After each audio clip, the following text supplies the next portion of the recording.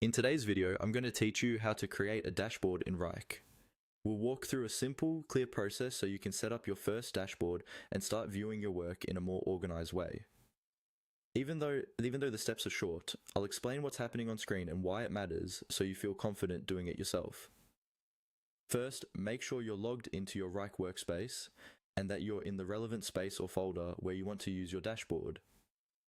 Dashboards in Wrike are used to visualize tasks, track progress, and quickly see what needs your attention, so it's helpful to have your projects and tasks already set up before you begin. To start creating a dashboard, look at the left-hand side of your Wrike interface, where your main tools and views are listed. Here, you'll see options like projects, folders, and possibly other tools depending on how your workspace is configured. Beside the tool list, locate the small plus sign icon. This plus sign is your way of adding new items, such as views and dashboards, to your workspace. Go ahead and click on that plus sign. When you click it, a small menu will appear with several options you can add.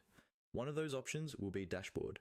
This is Wrike's dedicated feature for creating custom visual overviews of your work. From that menu, click on Dashboard. As soon as you do, Wrike will begin the process of creating a new dashboard for you. At this point, Wrike may open a blank dashboard or prompt you to name it. Give it a clear descriptive name, such as Team Overview, My Tasks, or Project Status, so you and your teammates can easily recognize its purpose later. After you've created it, you'll be taken to your new dashboard view.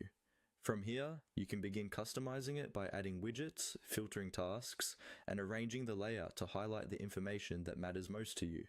For example, you might add widgets that show tasks by status, by assignee, or by due date, depending on what you need to track.